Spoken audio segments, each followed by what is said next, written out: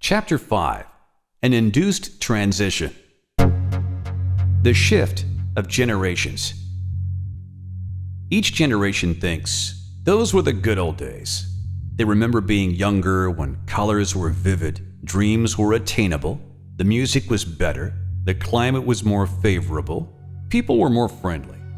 Life was full of hope and brought joy and satisfaction. Later in life, however, the same events do not make a man as happy as before. For example, a picnic, a party, a concert, going to the movies, a celebration, a holiday by the sea. Of course, if we look at it objectively, everything has more or less the same quality when you get older. The party is fun, movies are interesting, and the sea is warm, yet something is missing. The colors fade, experiences become dull, and your interest wanes. So why was everything so great in your youth? Is it that your perceptions get more dull as you grow older? Or is the world really going down the drain?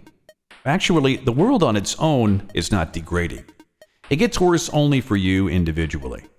Parallel to the negative life track you are on now, there are life tracks which you left at some point in your life where everything is fine, just as it was in the good old days. But by expressing dissatisfaction, you tune yourself into life tracks that are worse, and you get drawn into them more and more.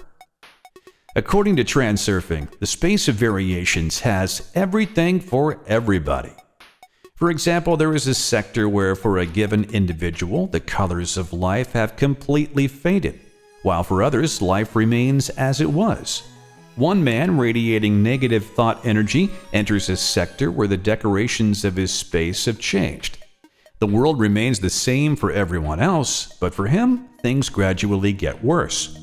This is when he starts remembering how vivid and fresh everything was in his past. When you were growing up, you accept the world as it is. A child doesn't know whether things could get worse or better. Young people are not picky and haven't been spoiled yet. They are simply discovering the world and taking joy in life. They have more hopes than complaints. They believe that everything here and now is not too shabby and will get even better. But then come misfortunes and failures. A man begins to understand that not all his dreams will come true, that other people are better off, and that he has to fight for his place under the sun. As time goes by, he has more complaints than hopes. Discontent and whining become the moving forces, pushing him towards unsuccessful life tracks. In transurfing terms, he starts radiating negative energy that transfers him onto life tracks that correspond to those negative parameters. The worse you think of the world, the worse it gets. In childhood, no one particularly contemplates whether childhood is good or not. As children, we take everything for granted. The greatest resentment we feel is toward relatives who, for example, don't buy us a toy. Later, however, we start to resent the world around us as it satisfies us less and less. The more we complain about it, the worse it becomes. As a result, everyone who experiences youth and lives to maturity believes that a lot of things seemed better in the past. It's a harmful paradox. You are confronted with annoying circumstances, you express your discontent, and as a result, the situation gets worse. Your discontent comes back to you threefold. First, the excess potential of your discontent turns balancing forces against you. Secondly, your discontent serves as a channel through which a pendulum is able to suck your energy. And thirdly, as you radiate negative energy, you move to negative life tracks. The habit of reacting negatively is so deep-seated that people have lost the advantage they have the lower creatures inhabiting this planet. That advantage is consciousness. An oyster reacts negatively to an external irritant, but unlike the oyster, a man is able to consciously manipulate his relationship to the external world. Yet he doesn't make use of this advantage and instead responds to the slightest inconvenience with aggression. He thinks his aggression is strength, when in fact it throws him helplessly into the pendulum's spider web. How should we understand the paradoxical statement that the world is not the same for everyone? We all live in the same world of material manifestations of variations, but the variations are different for each person. On the surface, you can see clear differences in destinies: rich, poor, successful, unsuccessful, happy, unhappy. They all live in one world, but it is different for each of them. However, not only do the scripts of destinies and roles differ, the individual decorations differ too. This difference is not as obvious. One man looks out on the world from the window of his luxurious automobile, another from a garbage can. One is having fun at a party, while another is troubled with his problems. One sees a cheerful group of young people, while another sees a gang of troublemakers. Everyone is looking at the same thing, but the picture is drastically different. Each person is tuned to his sector in the space of variations, thus everyone is living in his own world. All of these worlds are placed on top of each other in layers, forming what we understand to be the space we live in. This may seem hard to understand. It's impossible to separate one layer from another. Each person forms his own reality with his own thoughts, and at the same time, this reality intersects and interacts with the surrounding world. Imagine Earth without a single living creature on it. Winds blow, rain falls, volcanoes erupt, rivers flow. Then suddenly a man is born and starts observing all of this. The energy of his thoughts produce a material manifestation in a certain sector in the space of variations, creating the life of this given man in this given world. His life represents a new layer of this world. Then another man is born and another layer appears. A man dies and a layer disappears. Throughout his life, each person moves from one sector of the space of variations to another, and in doing so transforms the layer of his world. Because he more readily expresses discontent and radiates more negative than positive energy, there is a tendency for the quality of life to get worse. Even though he may acquire material prosperity with age, he isn't any happier because of that. The colors of his decorations still fade, and life becomes less and less enjoyable. Sometimes it happens the other way. A man starts to develop a positive taste for life as he gets older and transfers himself to more positive life tracks. Or a young man who was extremely successful at an early age starts rolling downhill, hitting rock bottom. But generations in general agree that life gets worse as you get older. What they don't understand, of course, is that they are choosing their layer of life, positive or negative, for themselves. Which raises the question, how do you use transurfing to return to that world of your youth, to the tracks where life was full of color and hope?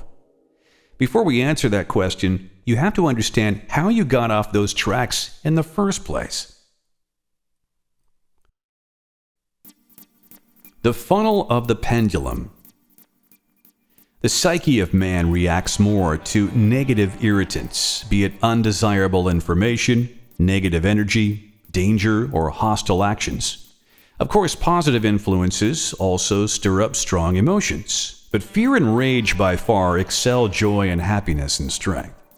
Have you ever heard, for example, of a person suffering from too much joy? Yet many people suffer from stress and depression. Pendulums, and in particular the mass media, actively make use of this human tendency. You rarely hear anything good in the news. Usually, in a news program, it works something like this. You get hold of a negative fact, you follow up on the story with extra coverage. New details emerge, and everything is thoroughly savored and dramatized in a variety of ways. The same pattern develops for catastrophes, natural disasters, terrorist acts, armed conflicts, and so on. In the beginning, there is a plot, then the story unravels. Further details are exposed, the tension rises, there is a culmination. Emotions flare to their maximum, and finally, the story comes to a conclusion. All of the energy dissolves into space, and a temporary calm descends upon the viewers. The endless numbers of TV series follow the same pattern. All the drama is literally created out of thin air. Nevertheless, all you have to do is watch 2 or 3 episodes, and you're hooked. Nothing particularly interesting ever happens in these soap operas, but you're hooked because your frequency of thought radiation is caught by the pendulum of the TV series. Your attention becomes fixed on a given sector. Let's look at a specific example of this pattern unfolding. You hear about something that could theoretically upset you, such as news about a violent event that took place in another country. This is the first push of the destructive pendulum. If the news somehow affects you, you start responding to the stimulus by expressing your attitude to it, by living through it. You radiate energy of the same order and on the same frequency as the first push of the pendulum. Along with thousands of other people, you respond to the pendulum with interest and participation. Your radiation resonates with the pendulum, whose energy then increases. The mass media continues its campaign. You follow further developments with interest, and the pendulum keeps getting nourished. At first glance, nothing extraordinary has happened. It's an everyday matter. So what if you give a little of your energy to a destructive pendulum? It doesn't affect your health.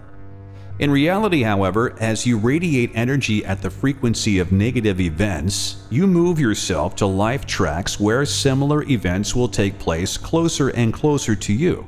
Your interaction with the pendulum becomes tighter and tighter, and you already accept such events as an unavoidable part of your life. Your attention becomes more selective, and everywhere new facts about similar events in different countries start popping up. You discuss this news with close friends and relatives, and they react with interest and compassion. The frequency of your radiation heightens, and the pendulum grows as you get closer to the tracks where you are no longer an observer but a direct participant in the event. This phenomenon of being drawn into the funnel is an induced transition to a life track where the negative event gets included in the layer of your world, and you become a victim of the destructive pendulum.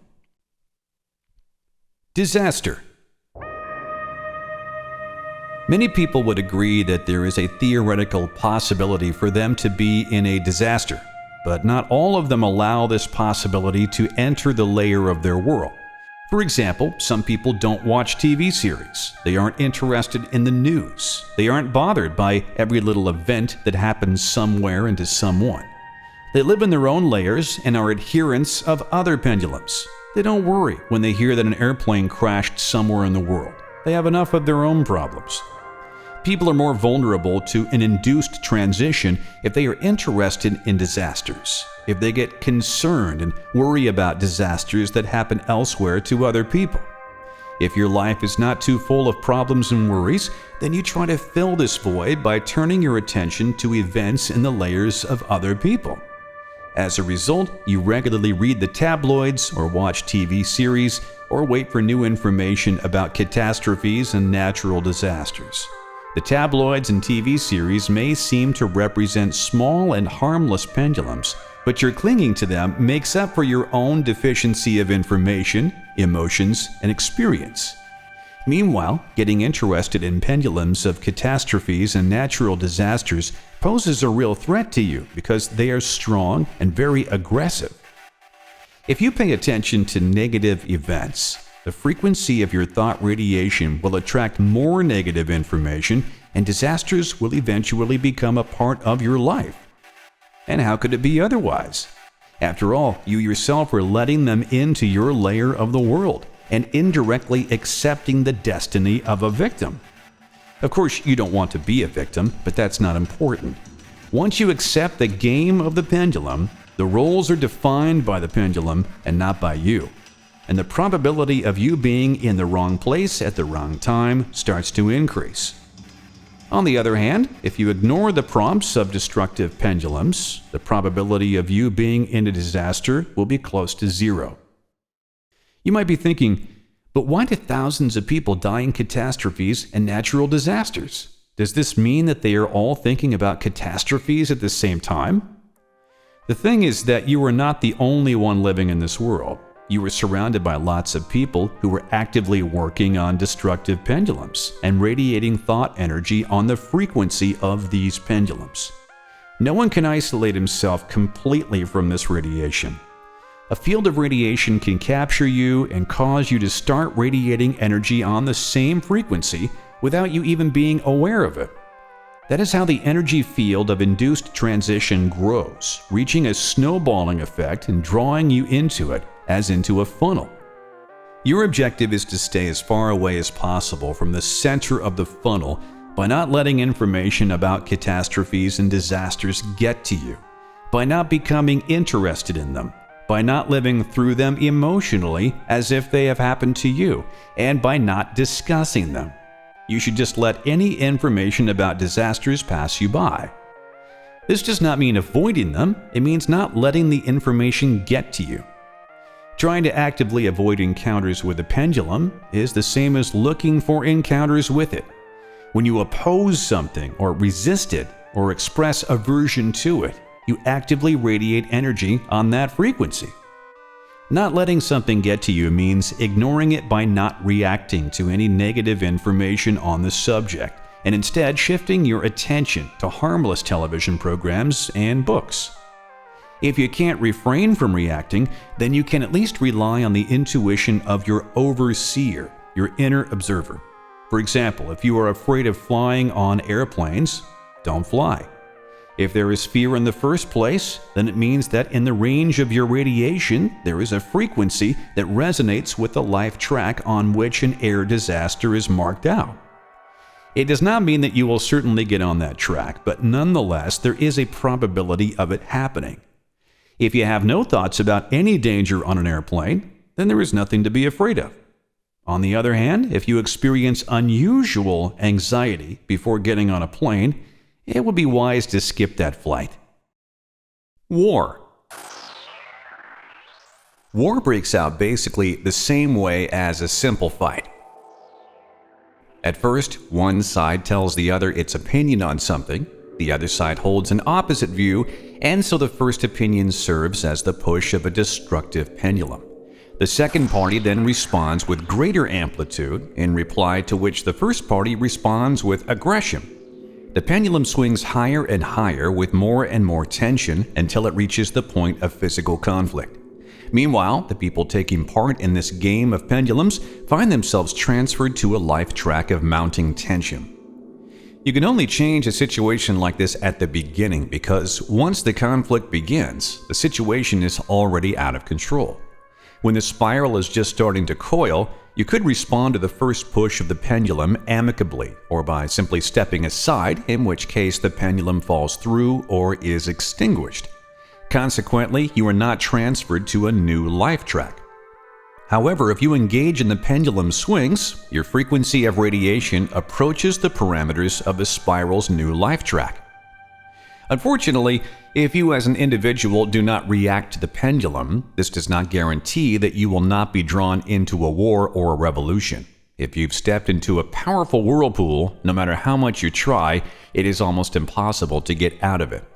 However, if you don't accept the pendulum's game, you will at least get additional chances to stay alive and come out of the conflict with the smallest possible losses. Also, whether you are for or against war, it's all the same to the pendulum. It gets energy from both sides. As long as your energy radiates at the frequency of war, a transfer takes place onto the corresponding track. Acknowledge the war and participate in it, and you are on the field of battle. Oppose the war and fight against it, it nevertheless draws you into its funnel and consumes you. To not accept the pendulum means to ignore it. Of course, you can't always ignore it. That is the danger of an induced transition. The best thing is not to take a position as either an advocate or an opponent of war. Throughout history, neutral governments have existed that have stood aside from war, watching entire nations destroy one another. Meanwhile, the people furiously protesting against war have fed the pendulum with the same intensity as those supporting the conflict. Their position seems different, but for the pendulum, it is the same. It gets their energy just the same. War. War breaks out basically the same way as a simple fight. At first, one side tells the other its opinion on something, the other side holds an opposite view, and so the first opinion serves as the push of a destructive pendulum. The second party then responds with greater amplitude, in reply to which the first party responds with aggression. The pendulum swings higher and higher with more and more tension until it reaches the point of physical conflict. Meanwhile, the people taking part in this game of pendulums find themselves transferred to a life track of mounting tension. You can only change a situation like this at the beginning because once the conflict begins, the situation is already out of control. When the spiral is just starting to coil, you could respond to the first push of the pendulum amicably or by simply stepping aside, in which case the pendulum falls through or is extinguished. Consequently, you are not transferred to a new life track. However, if you engage in the pendulum swings, your frequency of radiation approaches the parameters of the spiral's new life track.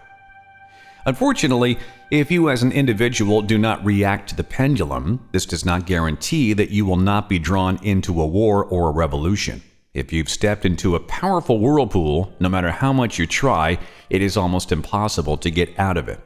However, if you don't accept the pendulum's game, you will at least get additional chances to stay alive and come out of the conflict with the smallest possible losses. Also, whether you are for or against war, it's all the same to the pendulum. It gets energy from both sides. As long as your energy radiates at the frequency of war, a transfer takes place onto the corresponding track. Acknowledge the war and participate in it, and you are on the field of battle. Oppose the war and fight against it, it nevertheless draws you into its funnel and consumes you. To not accept the pendulum means to ignore it. Of course, you can't always ignore it. That is the danger of an induced transition. The best thing is not to take a position as either an advocate or an opponent of war. Throughout history, neutral governments have existed that have stood aside from war, watching entire nations destroy one another. Meanwhile, the people furiously protesting against war have fed the pendulum with the same intensity as those supporting the conflict. Their position seems different, but for the pendulum, it is the same. It gets their energy just the same. Unemployment. Almost everyone nowadays is afraid of losing their jobs. It begins with the smallest, most harmless thing. For example, you overhear that your company is not doing as well as it did before. Someone you know has lost his job, or there are rumors circulating about downsizing and so on. On a subconscious level, invisible to you, a red light goes off. Shortly thereafter, another signal comes. Perhaps inflation is on the rise. This puts you and other people on guard. Everyone starts talking about it, and the pendulum of unemployment gets fed with energy. Then comes the news about a dip in the stock market, and your tension mounts higher. Worry is replaced with anxiety, then by fear. You're now vigorously radiating energy on the frequency of a life track where you see yourself without a job. When you carry around the fear of becoming unemployed, you can count on it being as obvious as wearing a sign around your neck that says, "I can be fired." If you think that you can hide this fear, you are mistaken. Small gesticulations, intonations, and inflections in your voice tell more than words. Having lost confidence in yourself, you are already less effective as a worker than you were before. Things that were a piece of cake before are not going too well. There is more tension in your interactions with coworkers who are in the same position. You bring your nervousness home to your family, and instead of supporting you, they start to accuse and criticize you. Your stress just increases. Your fear of being fired is caused by a feeling of guilt. This feeling is either smoldering or burning with a bright flame in your subconscious. Who do they usually fire first? That's right, the worst ones. If you allow yourself to think that you could be worse than others, then that assumption by itself puts you on the blacklist. Turn away from the feeling of guilt. Allow yourself the luxury of being you. And if you're not successful, start looking for another job. Why? Because the excess potential of emotional worry dissipates and dissolves through action. That's why some people start looking for a new job as soon as they are employed. They don't do this because they intend to change jobs immediately. They do it because insurance brings confidence, just in case there is an option. If you are calm about your future, the action of balancing forces won't touch you. Epidemic. You are probably thinking that we can't talk about life tracks when it comes to contagious diseases. After all, you get ill simply because you've been infected. That's true, but only in that you allow yourself to get infected. This doesn't mean you should walk around with a mask on. That won't save you anyway. The reason you get ill is because you voluntarily agree to take part in the game called Epidemic. It begins with hearing that there is an epidemic. Let's say the flu is going around. Everyone knows the flu is transmitted through the respiratory system, so you allow the possibility that this could happen to anyone. Immediately, your mind starts playing the being sick movie. You have a fever, you're sneezing and coughing. From that moment on, you are in the game because you are radiating thought energy at the frequency of a destructive pendulum. Now you are subconsciously looking for confirmation that an epidemic is happening, and your attention becomes more selective. Sneezing people are all around you. They were always there, but now you notice them. At work and at home, from time to time, someone mentions the subject of the flu. This confirms your assumption that an epidemic is happening. Even if you're not particularly looking for confirmation and the subject doesn't especially worry you, somehow confirmation takes place by itself. If from the beginning of the game you tune yourself to the frequency of the destructive pendulum, your bonds to it become stronger and stronger, regardless of your conscious participation. And if you don't mind getting sick, or if you feel that you're destined to get sick, it means you are already an active adherent of the pendulum. Or perhaps you decide not to get sick and you keep telling yourself that you are absolutely healthy and will not get sick. Well, this won't work because you are thinking about the illness, so you are radiating energy on the frequency of the illness. Once again, the direction of your thoughts, for or against, is not important. In either case, you are giving the pendulum your energy. Belief is a powerful energy, even if it is not expressed in words. You cannot save yourself even if you run and get vaccinated. It doesn't matter because you are going to be ill for a period of time one way or another. The first symptom of your illness gives you a choice. Will you, after all, be sick or not? You make weak attempts to resist and finally face the fact that you are getting ill. This brings the final adjustment in your radiation, and you move to a life track where illness assumes full control. The induced transition starts from the moment you accept the pendulum. If you truly don't care about this epidemic, the transition won't take place. Or if you are on vacation, haven't been talking to anyone, haven't heard any news, and know nothing about the epidemic, the pendulum won't touch you. It will simply fall through as if into empty space. Have you ever wondered why doctors don't become infected? Many are even bold enough to work without protective masks. It's not because they give themselves vaccines. You can't vaccinate yourself against all illnesses. The reason is that doctors are also actively playing the game of the illness pendulum, but they have an entirely different role. Like airline stewardesses who consistently recommend passengers to fasten their seatbelts while they themselves fly about the cabin as if they are invulnerable. Panic.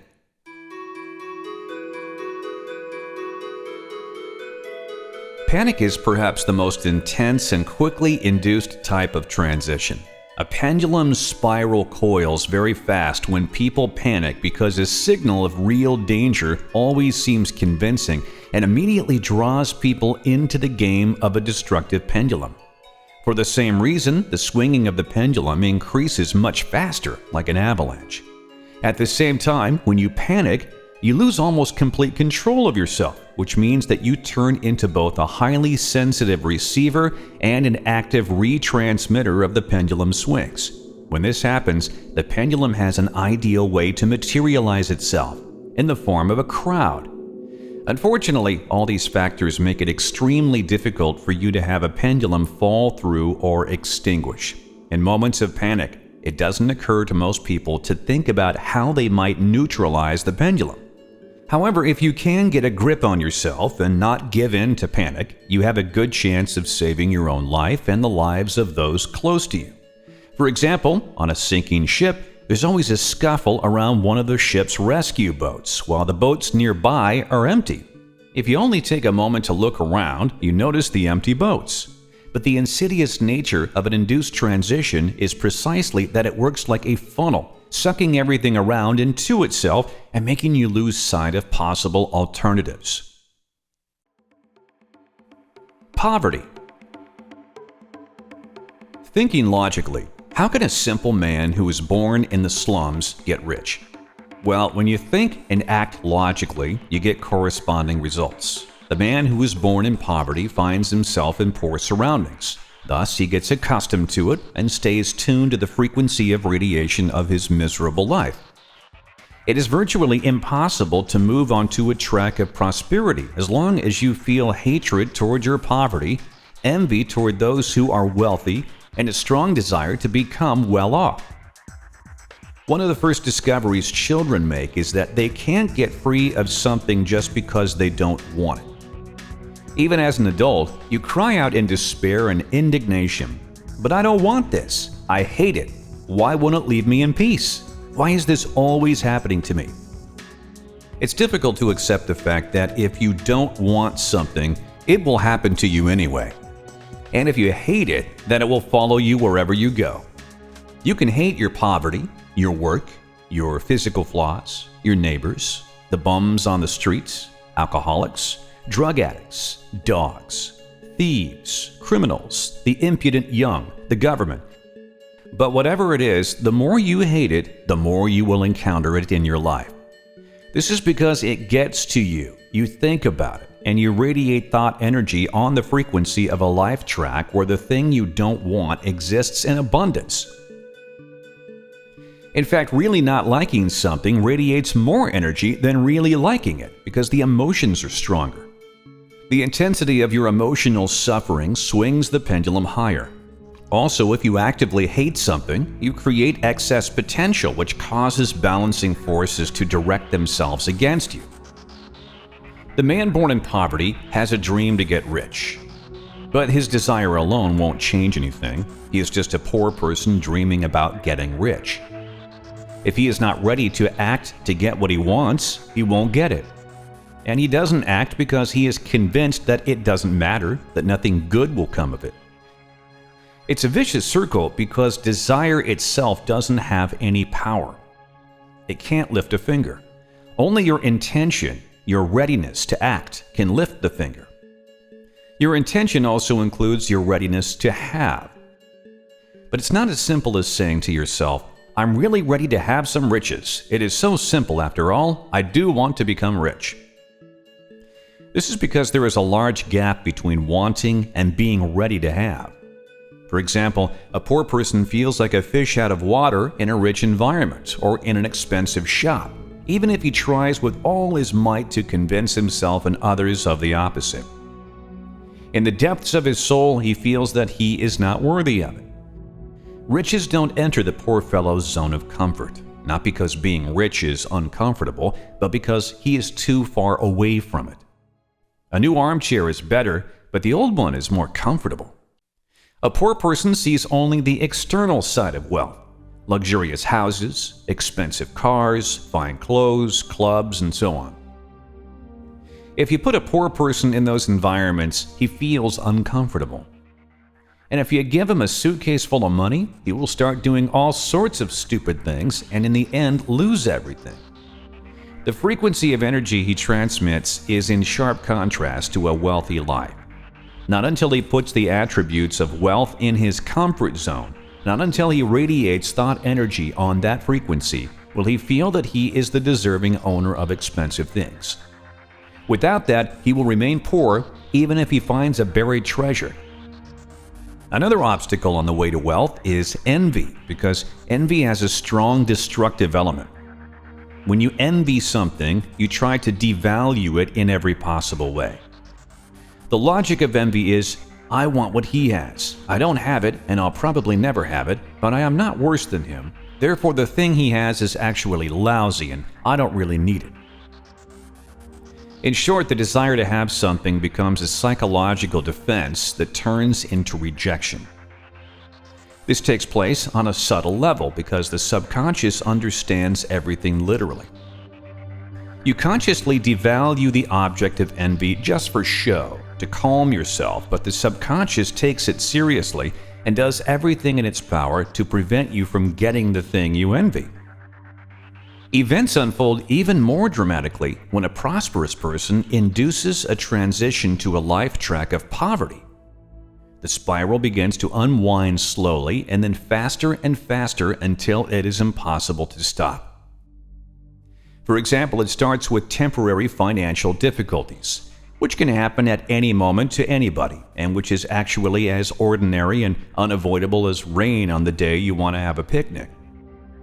But if you don't fall into rage, depression, agitation, or indignation because of a financial difficulty, the swing of the destructive pendulum will dissipate because you do not give your energy to it. An induced transition begins only when you grab onto the end of the spiral and give the pendulum your response, the response it needs to survive. Typically, the first reaction to the push of a destructive financial pendulum is discontent, which mildly supports the pendulum. If your emotions stop there, the pendulum dies out. A more intense reaction is the emotion of indignation. This quickly boosts the pendulum, which responds in turn with another push, such as sending you information that someone is to blame for your financial difficulties. To this second push, you respond with negative comments or actions towards the guilty party. At that point, the destructive pendulum becomes fully animated and a new branch of the spiral appears. For example, your next salary is smaller, prices shoot up, or someone suddenly demands that you repay a debt. Initially, you don't realize that a process is going on. It just seems like an unfortunate event. But you induced this process. You are responsible for the swings of the pendulum. The frequency of your energy radiation has radiated away from the track where you are prosperous to the track where you are deprived and annoyed. As a result, you move to the tracks corresponding to these new parameters. And so your situation gets more and more serious. Bad news starts pouring in on you from everywhere. Prices go up, your company is no longer doing as well. You begin actively discussing this negative news with friends and relatives. These discussions are usually destructive. They include discontentment, complaints, and thoughts of aggression towards the supposed guilty parties. This is especially pronounced in companies where business is indeed bad, where the day begins with the postulate that there's no money, as if it were a morning prayer. At this point, you are fully captured by the spiral and your radiation is tuned to the frequency of the destructive pendulum. As things keep getting worse, you get ridden by anxiety, which feeds the pendulum and causes you to create excess potential all around you in the form of more discontent, aggression, depression, apathy, resentment, and so on. It is only a matter of time before the destructive pendulum is joined by balancing forces. The situation spirals out of control and you get overwhelmed by fear. It's as if someone takes you by the hand and starts spinning you round and round, only to suddenly let you go. You fly off to the side, fall down, and remain lying in shock. It's a terrifying picture that started with small financial difficulties. And of course, the pendulum doesn't need your money. It is only interested in the negative energy that you radiate when your money is melting away. Once you lose most or all of it, you are no longer of interest to the pendulum, simply because there is no more energy to take from you. This kind of induced transition happens to individuals as well as to large groups. In the latter case, the spiral is not a spiral anymore, but a powerful whirlpool from which it is very difficult to extract yourself. The only way to avoid an induced transition is not to grab onto the end of the spiral, not to get involved in the game of the destructive pendulum. It's not enough to simply know how this mechanism works. You need to constantly keep it in mind. Your overseer must not sleep. You have to pull yourself together whenever you find yourself habitually accepting a pendulum's game. That is, whenever you show discontent, indignation, or anxiety, or whenever you take part in destructive discussions and complaints. Remember, Everything that provokes a negative reaction in you has been prompted by the action of a destructive pendulum. The exact same thing happens in dreams. Until you realize it is a dream, you are a puppet in someone else's hands and can be tormented by nightmares. As soon as you wake up, shake off your delusions and realize the true nature of the game. You are the master of the situation and no longer a victim of circumstances. Summary. Each man creates a separate layer of the world where he lives. The world of people as a whole consists of individual layers placed on top of each other. When emanating negative energy, you make the layer of your world worse. Aggression is mistakenly taken to be a sign of strength, and dissatisfaction is seen as a normal reaction. Responding to negative events induces the transfer to negative life tracks. An induced transition includes a negative event in a person's layer. Don't allow any negative information into your layer. Don't allow means not to avoid, but to intentionally ignore and not become interested in certain kinds of information.